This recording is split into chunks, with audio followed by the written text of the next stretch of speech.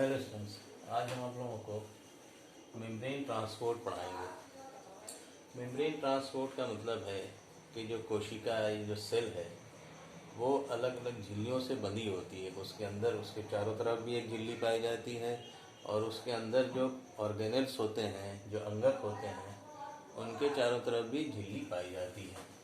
अब ये झिल्ली के द्वारा पदार्थों का आदान प्रदान होता है अंगक के अंदर बाहर और कोशिका के अंदर और बाहर। इसी क्रिया को हम लोग मेम्ब्रेन ट्रांसपोर्ट कहते हैं। मेम्ब्रेन का मतलब झिल्ली, ट्रांसपोर्ट अभिगमन। तो कोशिका के विभिन्न अंगक के झिल्लियों से या कोशिका के बाहरी आवरण या झिल्ली, जिसको हम लोग प्लाज्मा मेम्ब्रेन कहते हैं, उससे पदार्थों का विगमन होता है, जिसके द्वारा पदार्थों के अंदर बने पदार्थ, कोशिकाओं के अंदर बने पदार्थ बाहर निकलते हैं और बाहर से आए हुए पदार्थ कोशिका के अंदर जाते हैं।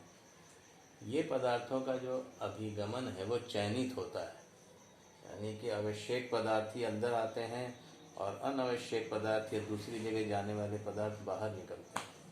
ये क्रिया 3 प्रकार से संपन्न होती है। पहली तो हम लोग कहते हैं पैसिव ट्रांसपोर्ट, दूसरे को कहते हैं एक्टिव ट्रांसपोर्ट और तीसरे को कहते हैं वेसिकुलर ट्रांसपोर्ट। आज हम लोग पैसिव ट्रांसपोर्ट पढ़ेंगे। ये पैसिव ट्रांसपोर्ट जो है, इसको इस डायग्राम के जरिए समझेंगे। ये प्लाज्मा मेम्ब्रेन है और इसके अंदर ये जो रचना है, ये वाहक मॉलिक्यूल कहलाती है। ये प्रोटीन की बनी होती है और प्लाज्मा मेम्ब्रेन के अंदर जो समाकल प्रोटीन होती है, उसके जरिए उसके द्वारा इसका निर्माण होता है। दूसरी चीज़ जो है, ये चैनल है। चैनल भी प्रोटीन के बने हुए नलिकाकार रचना होती हैं, जिससे पदार्थों का विगमन होता है। कैरियर मॉलिक्यूल के जरिए या वाहक मॉलिक्यूल के जरिए भी पदार्थों का विगमन होता है। तो ये प्लाज्मा मेम्ब्रेन है और इसके जरिए हमने 3 प्रकार से पदार्थों का विगमन दिखाया। इस दिशा से, प्लाज्मा मेम्ब्रेन के इस ओर से, दूसरी ओर। अब ये जो पैसिव ट्रांसपोर्ट है, इसमें पदार्थों का विगमन कैसे होता है? पदार्थों का अभिगमन हमेशा अधिक सांद्रता से कम सांद्रता की तरफ होता है। यहाँ देखिए, ये पदार्थ है, अगर इसमें इधर इसकी सांद्रता या इसका कंसंट्रेशन ज़्यादा है, इसका कंसंट्रेशन इधर कम है, तो जो अभिगमन है या ट्रांसपोर्ट है, वो हायर कंसंट्रेशन से लोअर कंसंट्रेशन की तरफ होता है। जब हायर कंसंट्रेशन से लोअर कंसंट्रेशन की तरफ होता है, तो उसमें एनर्जी का खर्चा नहीं होता है, उसमें कोई भी एनर्जी की आवश्यकता नहीं होती है। तो ये 2 चीज़ इम्पॉर्टेंट है। पहला तो है कि जो ट्रांसपोर्ट है, अभिगमन है, वो हमेशा हायर कंसंट्रेशन से लोअर कंसंट्रेशन की तरफ होगा और इसमें किसी एनर्जी का खर्चा नहीं होगा। इस ट्रांसपोर्ट को हम लोग बेसिकली 2 पार्ट में डिवाइड कर सकते हैं, सिंपल डिफ्यूजन और फैसिलिटेटेड डिफ्यूजन। इसको यहाँ पर ये डायग्राम है, इसको हम सिंपल डिफ्यूजन कहते हैं। छोटे प्रकार के मॉलिक्यूल जैसे ऑक्सीजन है या कार्बन डाइऑक्साइड है, इस प्रकार के मॉलिक्यूल जो प्लाज्मा मेम्ब्रेन है, उसमें प्लाज्मा मेम्ब्रेन जो होता है, उसका जो आंतरिक स्ट्रक्चर है, वो लिपिड बाइलेयर का मेनली बना होता है। तो ये जो छोटे मॉलिक्यूल होते हैं, ये लिपिड बाइलेयर से होते हुए एक ओर से दूसरी ओर अभिगमन कर जाते हैं। इसमें किसी वाहक की जरूरत नहीं पड़ती है। इनकी सांद्रता इधर ज़्यादा रहती है, तो इधर से ये इस तरफ अभिगमन कर जाते हैं और जब डायरेक्ट अभिगमन करते हैं, तब इनको हम लोग सिंपल डिफ्यूजन कहते हैं। इसमें कैसे पदार्थ जाएंगे? छोटे आकार के पदार्थ जैसे कि कार्बन डाइऑक्साइड है या ऑक्सीजन है, ये।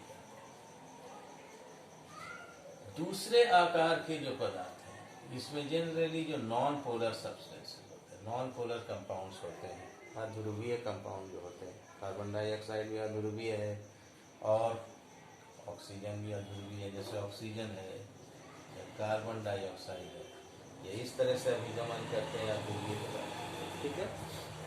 और जो बड़े आकार के या ध्रुवीय पदार्थ होते हैं वो सीधे इससे अभिगमन नहीं कर पाते हैं, इसलिए वो सिंपल डिफ्यूज़न के ज़रिए अभिगमन नहीं करते। उनके लिए दूसरी क्रिया होती है जिसको फैसिलिटेटेड डिफ्यूज़न। फैसिलिटेटेड डिफ्यूज़न के लिए दो प्रकार से होते हैं, एक तो चैनल डिफ्यूज चैनल के ज़रिए होता है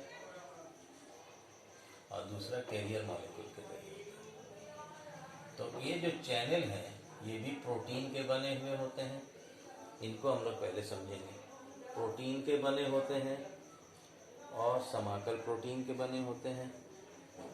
और ये भी चैनल जो होते हैं मेनली आयंस के लिए होते हैं। किसके लिए होते हैं?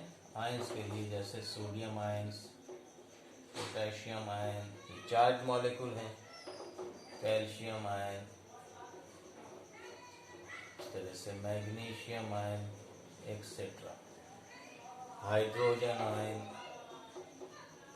इन सब के लिए जो अभिगमन होता है उनके अभिगमन के लिए चैनल पाए जाते हैं।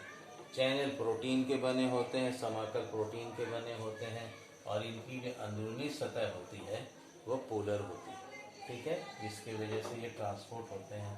अब ये जो आयन चैनल हैं इनके भी कैरेक्टर होते हैं। ये किसके बने हुए जो चैनल हैं ये प्रोटीन के बने हुए हैं और ये क्या होते हैं? आयन स्पेसिफिक होते हैं। आयन स्पेसिफिक का मतलब कि प्रत्येक आयन के लिए एक चैनल होता है। कैल्शियम आयन के लिए हमेशा कैल्शियम चैनल काम करेगा, पोटेशियम चैनल कैल्शियम आयन के लिए हमेशा कैल्शियम चैनल काम करेगा और पोटेशियम आयन के अभिगमन के लिए हमेशा पोटेशियम चैनल काम करेगा, उसके ज़रिए ही जाएगा। या सोडियम के अभिगमन के लिए सोडियम चैनल होगा। तो पहली चीज़ तो ये कि प्रोटीन के बने होते हैं, आयन स्पेसिफिक होते हैं। तो जितने तरह के आयन होते हैं उतने तरह के चैनल्स पाए जाते हैं। ये डिपेंड करता है कि कौन से सेल्स जो है कौन तरह की क्रिया करती है, कौन कौन से आयन्स का ट्रांसपोर्ट करती है। तीसरी चीज़ जो होती है ये चैनल्स होते हैं गेटेड होते हैं। गेटेड का मतलब होता है ये बंद हो सकते हैं या खुल सकते हैं।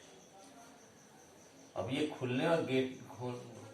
खुलने और बंद होने की क्रिया दो तरह से हो सकती है। तो यहाँ गेटेड जो चैनल होते हैं ये वोल्टेज गेटेड भी हो सकते हैं और लिगेंड गेटेड भी हो सकते हैं, ठीक है। वोल्टेज गेटेड का मतलब कि जब इस सेल्स की मेम्ब्रेन के ऊपर कोई विभव उत्पन्न होता है तो ये चैनल खुल जाते हैं और पदार्थ और आयंस का अभिगमन होता है।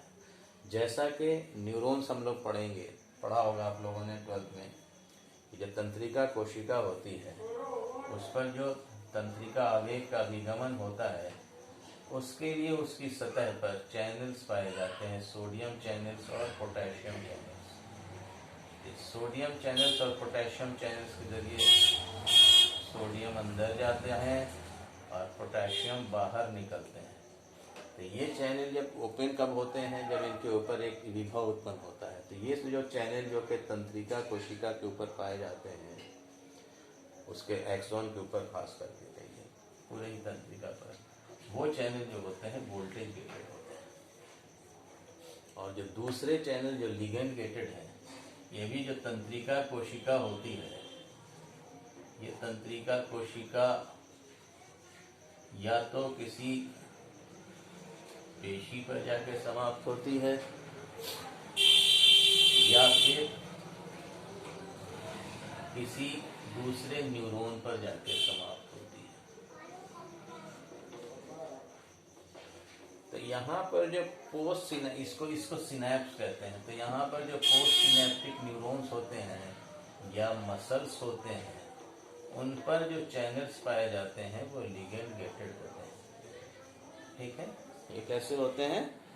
लिगेंड गेटेड चैनल्स होते हैं। तो ये जो चैनल्स हैं ये चैनल्स लिगेंड के कारण होते हैं, ठीक है। जैसे कि एसिटाइल कोलिन चैनल पाया जाता है, वो चैनल लिगेंड्स के जरिए खुलता है। ये दो तरह के जो है गेटेड चैनल्स होते हैं, वोल्टेज गेटेड और लिगेंड गेटेड। इसके आगे हम लोग और फिर पढ़ेंगे। Thank you.